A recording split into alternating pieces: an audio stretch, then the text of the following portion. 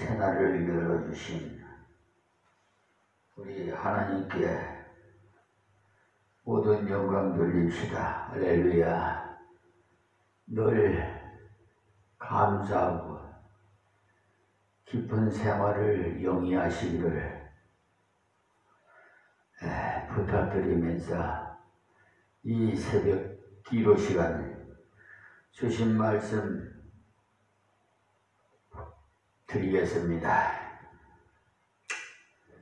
이제 마태복음 강해 설교는 이제 막바지에 도달한 28장이 되겠습니다. 자, 28장 요점부터 말씀드릴게요. 그리스도의 고난은 대속의 은혜를 확실하게 보여주는 것이고, 그리스도의 부활은 대속의 은총을 인친 하나님이 보여주신 그리스도의 무죄성과 신성의 증거입니다. 그리스도의 십자가의 희생을 나를 위한 것을 믿을 때 죄를 속하시고, 그리스도의 부활을 나를 위한 것으로 믿을 때 없다 하심을 얻습니다. 로마서 4장 25절 말씀을 참고해 주시기 바랍니다. 그리스도의 십자가가 그 사건인 것처럼 그의 부활 또한 역사적 사건입니다. 이로써 죄의 온전한 처리가 이루어졌음을 보여주셨습니다. 사망을 이기고 영생을 주실 것을 말씀하신 것이 자신이 부활하심으로 확정하셨습니다. 28장 1절에서 10절에 있는 말씀은 부활의 목적자들의 증거를 말씀하는 것인데,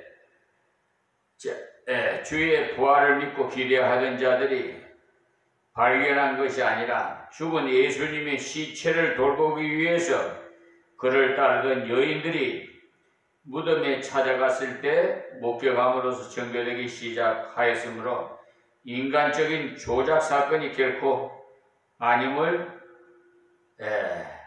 보여주시고 증명해 주셨습니다. 그 말씀이 1절이고요.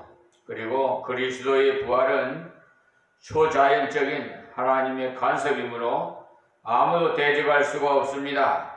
그 말씀이 2절에서 3절 말씀이고, 죽으신 예수를 찾는 자들에게 살아나신 사건을 눈으로 확인하도록 하시고 말씀을 기억해 해서 모든 제자들에게 그리스도의 약속대로 갈릴리에서 만나도록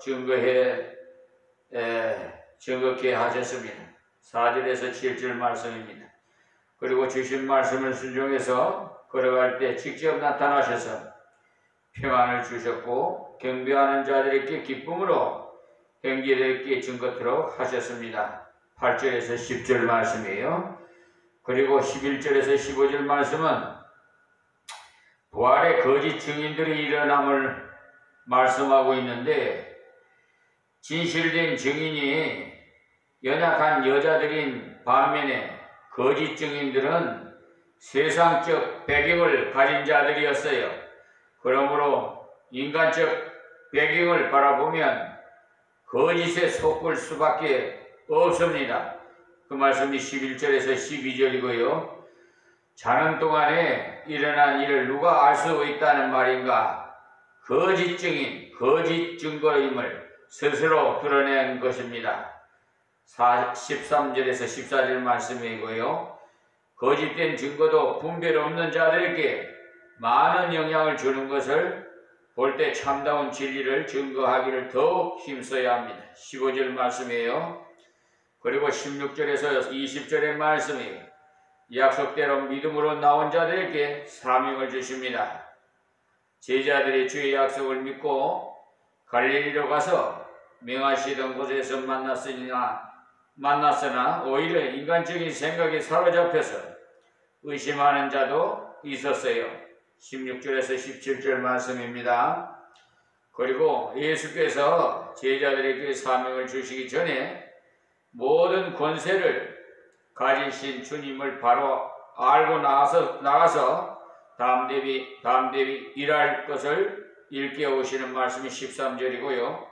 최선을 다해서 갈 수 있는 곳까지 가면서 증거하되 사람을 가리지 말고 확신을 얻게 하고 말씀을 배워서 순종하게 한 것을 분부하시고 주께서 증거자와 함께 하실 것을 보장하셨습니다. 19절에서 20절 말씀입니다. 그리고 여기 28장에 19절에서 28장에 나타난 진리는 첫째, 예수님의 그 부활을 기대하지 않던 자들에게 보여주셨기 때문에 그 내용의 순수성을 그대로 기록으로 남겨져서 하나님이 보여주신 대로 믿게 하신다는 것이 이 진리입니다. 두 번째는 주가 주신 말씀대로 믿고 걸어갈 때 더욱 확실한 증거를 주시고 증거케 하십니다. 세 번째는 거짓 증인은 언제나 세상 세력을 얻고 나옵니다. 사단의 방법은 인간들이 좋아하는 것을 이용해서 거짓을 선전하게 합니다. 여러분, 작금의 전 윤석열 대통령 겸 선포 이후에 발생했던 건 그 개신교가 거기에 개입돼 가지고 강화문 그 광장에서나 어쨌든 간에 그곳 세력들과 난동을 부리고 그랬던 거 다 이렇게 세상 이런 세력을 얻고 나오기 때문에 거기 누구누구라고 말을 또 안 해도 여러분 잘 알겠을 거예요. 원로 목사도 있고 거짓 선지자 아주 그냥 하나님 꼼짝만 내 손에 주고 막말까지 한 분도 있죠. 이제 이름도 거명하기가 싫네요. 입에도 담기도 싫고. 자, 네 번째로 주께서 부족한 자들에게 감당할 능력을 주시고 일꾼으로 세우십니다. 그러므로 자기를 돌아보지 말고 전능하신 주님을 바라보십시오. 그러니까 사람 보지 말고 전능자이신 우리 아버지, 우리 예수님 하나님을 보십시오. 그러면 흔들림 없을 겁니다. 자, 그러면은 28장 1절에서 20절에 있는 말씀, 자, 여기에 대한 서론인을 말씀을 드리면 지난 시간에 여러 시간에 걸쳐서 그리스도의 고난에 대한 말씀을 드렸어요. 그리고 오늘 새벽에 28장을 통해서 예수님께서 약속하신 말씀대로 십자가에서 죽으시고 3일 만에 부활하신 사건을 이제 말씀드리겠습니다. 만약에 예수님께서 십자가에 돌아가신 사건으로만 끝났다면은 예수님의 죽음이 아무리 대단해도 순교자에 불과한 것이거나 억압받는 그 자가 자기 민족의 독립을 위해서 죽었다고 여기는 사람에게는 애국가의 순국에 불과한 그 애국자에 불과한 것입니다. 그렇기 때문에 하나님께서 보내신 대속주의심은 증거가 되지 못하겠지요. 그래서 예수님께서 죽으시기 전에 내가 죽은 후에 3일 만에 살아나겠다라고 3번씩이나 3번 이상 상세하게 예언하셨어요.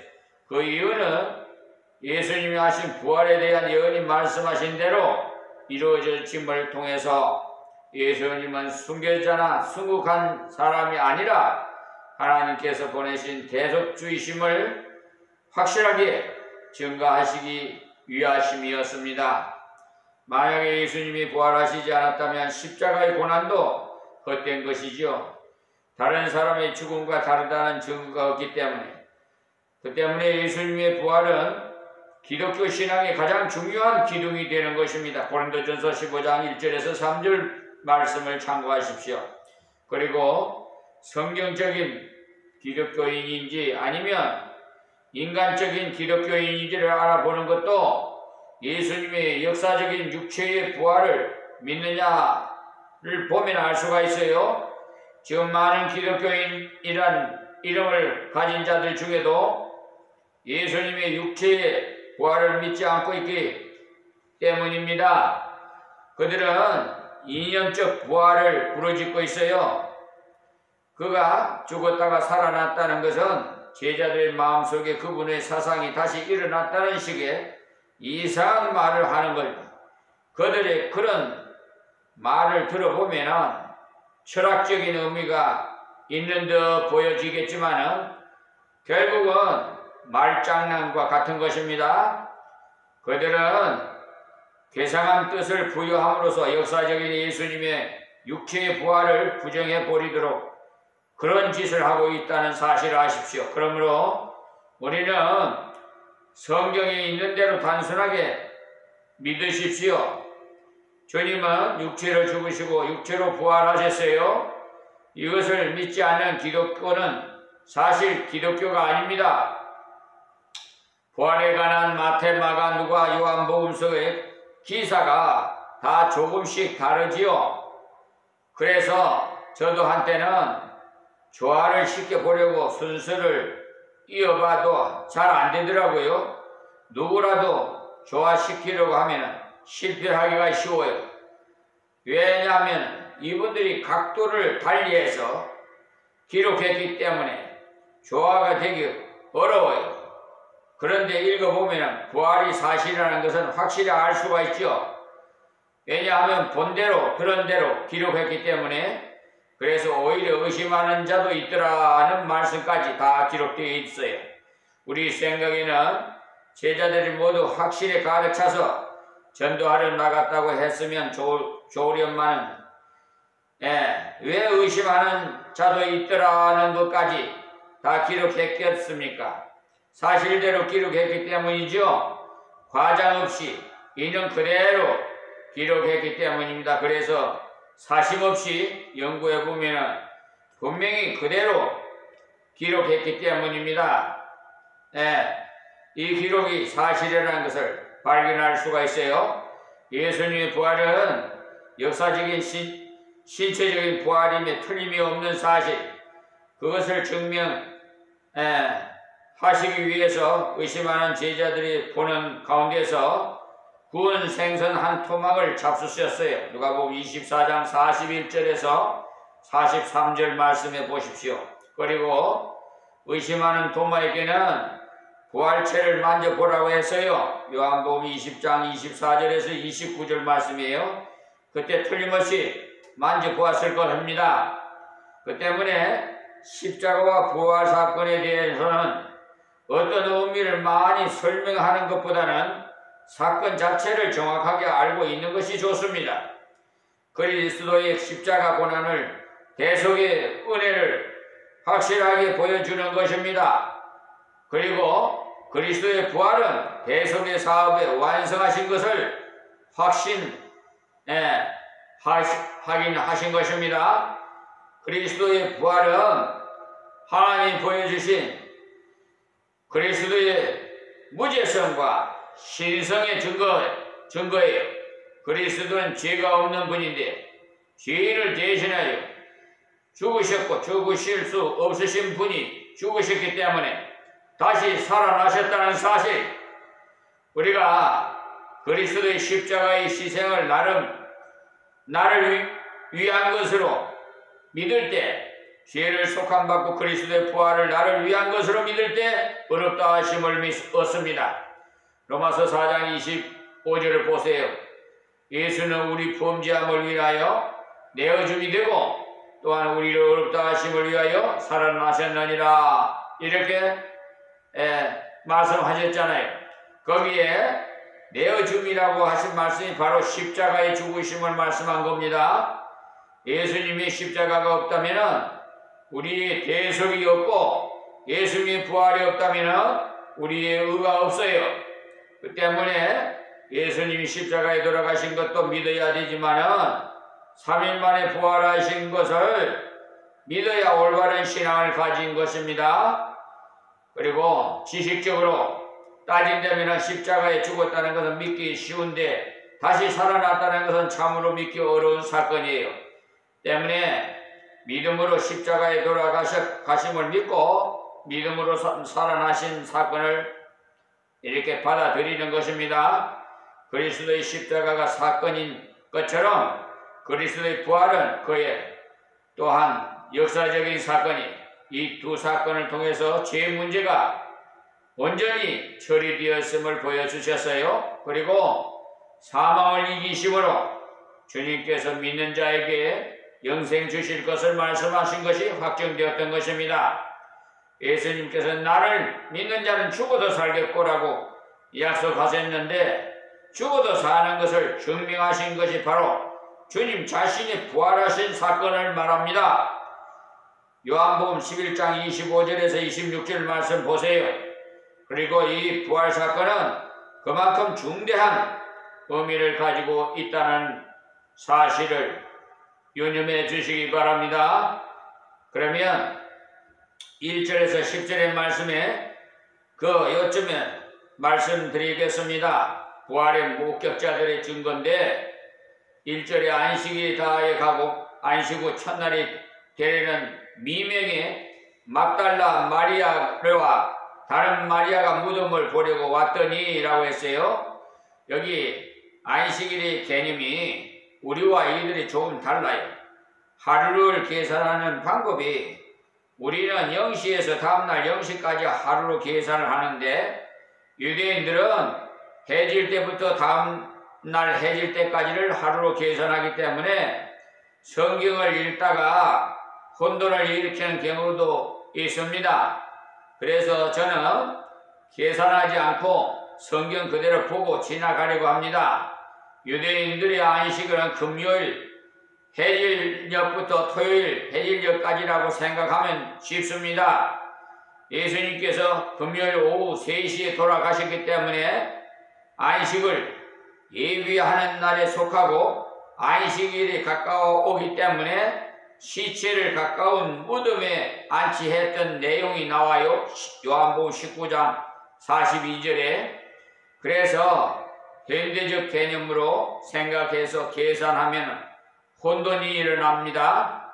미명이라는 아직 받지 않은 시간으로서 새벽 4시에서 5시 사이라고 보면 되겠습니다. 앞에 장에서 보면 본대로 예수님의 부활을 염려한 사람들은 원수를 들러서 저희 양반이 살아있을 때 죽었다가 3일 만에 다시 살아난다고 했는데 만약에 제자들이 시체를 훔쳐가고 살아났다고 하면 입장 곤란하니까 무덤을 지키자라고 하면서 예수님의 말씀을 그들의 마음을 간직하고 있었어요. 그 때문에 예수님의 부활은 더욱 확실한 사건이 되겠습니다. 그들이 무덤을 지켜줌으로써 말미암아 더욱 확실히 증명되었다는 말이죠. 미명의 막달라 마리아와 다른 마리아가 예수님의 무덤에 온 것은 예수님의 부활을 맞이하기 위해 온 것이 아니라 예수님의 시체를 좀 더 잘 간수하고자 온 것입니다. 아리마대 요셉은 세마포와 무덤을 내었고 니고데모는 침향과 몰약 섞은 향품을 100건이나 드렸으나 예수님의 축건들은 장례 때 아무런 일도 하지 못했어요. 그래서 여인들이 무덤에 다시 찾아갔어요. 이 여인들은 장례 때 아무것도 드린 것이 없다 해서 순수한 마음으로 주님의 시체에 향수라도 발라드려야겠다고 왔던 것입니다. 유대인들의 무덤은 우리나라와는 달라서 시체를 관에 넣지 않고 그대로 세마포에 싸서 불로 된 무덤에 안치해서 두기 때문에 언제라도 다시 와서 볼 수 있기 때문입니다. 이 여인들의 이런 행동이 왜 중요하냐 하면은 만약에 여인들이 예수님이 살아나실 것이라는 기대로 가득 차서 갔더라면 헛것을 볼 수도 있었을 것입니다. 앞에 허연 것만 보여도 살아나신 예수님이라고 하며 절할 수도 있었을 것입니다. 그러나 이 여인들은 전혀 그런 기대를 하지 않았고 부활은 전혀 생각지도 못하고 예수님의 시체의 향수라도 발라드릴 마음으로 왔다는 것이 다른 복음서에 나와 있어요. 마가복음 16장 1절에서 4절 가지고 누가복음 23장 56절에서 24장 3절에 기록되어 있습니다. 그때 많은 걱정을 하면서 갔어요. 누가 무덤 문에서 돌을 굴러 주리오라고 마가복음 16장 3절에 하면서 갔어요. 그러니까 가서 향수라도 좀 발라드리려고 했고요. 그러니까 그 무덤으로 들어가야 되니까.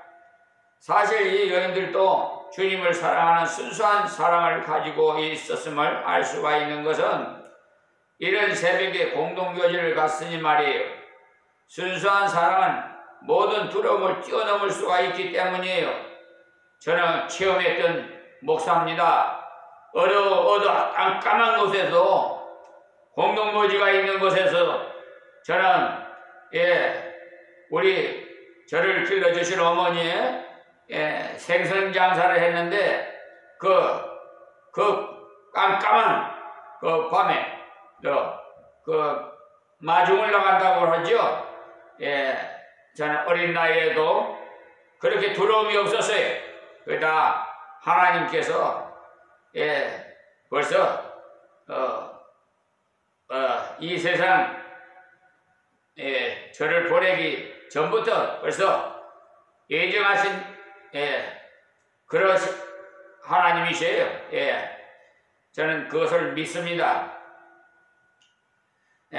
주의 부활을 믿고 기대하는 자들의 주와 부활을 발견한 것이 아니라 죽은 예수님의 시체를 돌보기 위해서 그를 따르던 여인들이 무덤에 찾아갔을 때 목격함으로 증명되기 시작함으로써 인간적인 조작 사건이 결코 아니라는 것을 보여줘 주지요. 다음 2절 말씀에 큰 지진이 나며 주의 천사가 하늘로서 내려와 돌을 굴러내고 그 위에 앉았는데, 여러분, 그 예측할 수 없는 일을 여러분 생활 속에서 겪은 일이 있으신 분이 있을 겁니다. 그것이 바로 여호와 이레. 할렐루야. 다 예배해 두셨어요.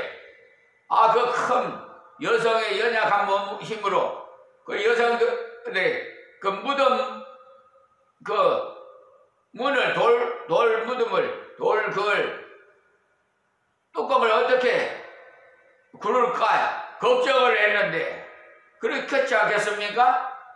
그런데 이렇게 하나님께서 벌써 이렇게 간섭이 있었어요. 3절 말씀에 그 형상이 번개같고 그 옷은 눈같이 희건을 그랬어요. 3절에 그리스도의 부활 자체가 초자연적인 사건이고 이적이기 때문에 자연적인 무엇이라고 해석하면 안 됩니다. 전능하신 하나님께서 만물을 만드셨고 그 만물의 법칙을 잠시 뛰어넘으신 겁니다. 그 뒤에 만물의 법칙은 그대로 본래대로 돌아갑니다.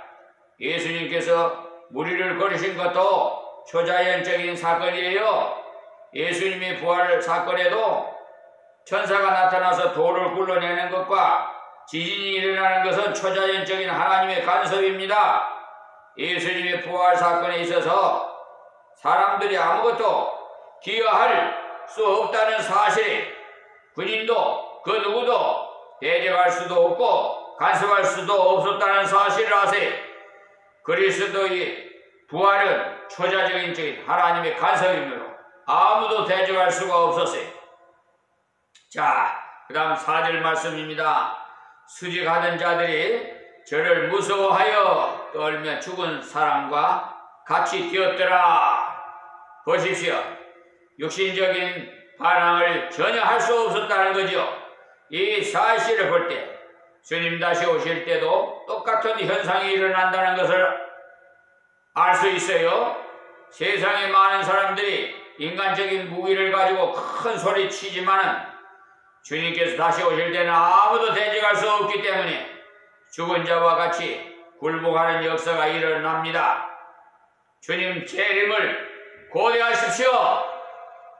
여러분, 5절 말씀에 천사가 여자들에게 일러가로되 너희는 무서워 말라. 십자가에 못 박이신 예수를 너희가 찾는 줄을 내가 아노라. 보십시오.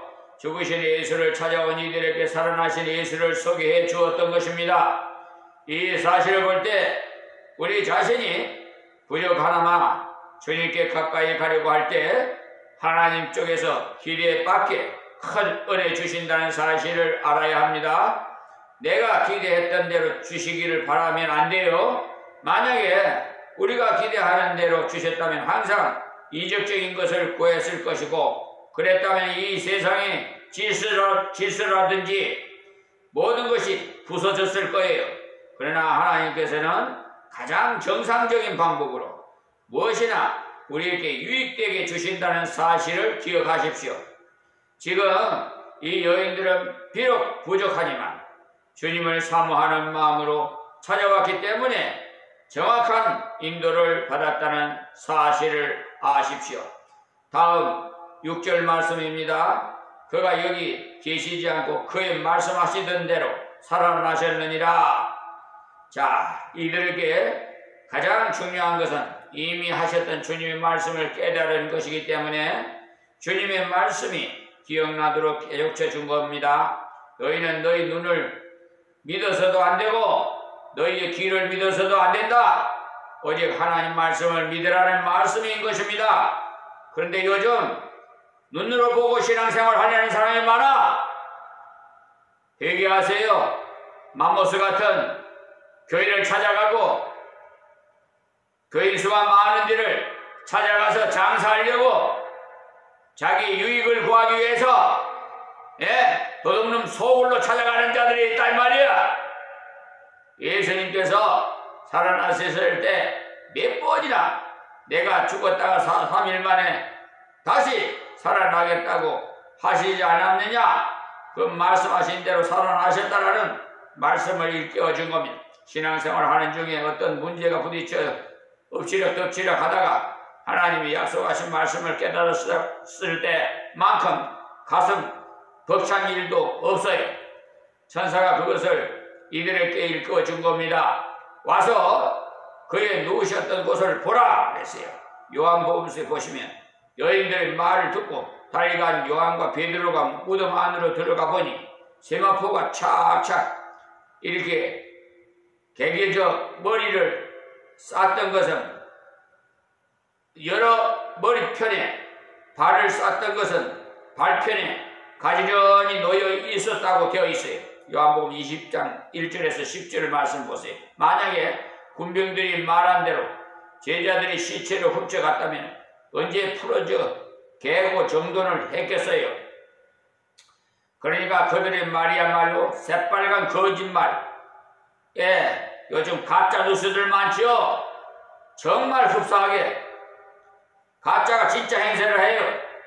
이때 그만 예수님 벌떡 일어나서 척척 걸어 나오셔서 원수들 앞에서 세마포를 홀홀 풀고 그들을 향해서 큰 소리로 한마디 하셨으면 얼마나 멋있었을꼬 하는 그런 생각이 안 듭니까 여러분? 그러나 하나님은 그런 것을 허용치 않으십니다.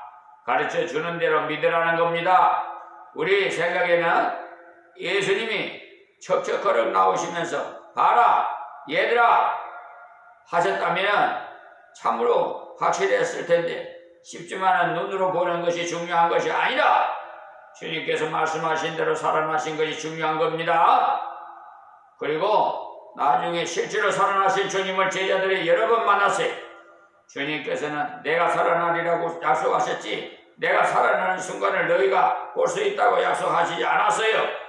살아난 후에 너희를 보리라는 약속 그대로 이루신 것입니다. 마태복음 26장 32절 말씀을 참고하시고요. 오늘은 여기서 말씀을 맺고 다음 시간에 7절부터 말씀드리겠습니다.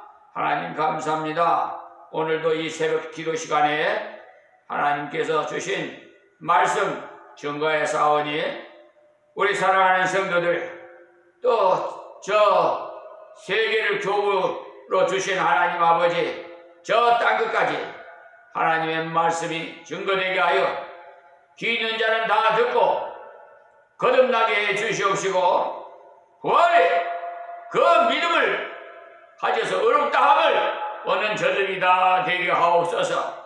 또한 우리 이방인들 북한에 있는 우리 김정은이를 구원시켜 모든 북한 동포들도 예수 앞에 나와 회개하고 다 남북이 하나님의 은혜 가운데 평화 통일이 이루어지도록 하나님 이재명 대통령을 붙들어 도구 삼아 역사해 주시옵소서. 하나님 감사합니다. 세계에서 가장 부강한 나라로 복의 복을 더하여 주시옵시고 세계 복음화에 우리 대한민국 사용해 주시옵소서. 예수님의 이름으로 기도합니다. 아멘. 아멘.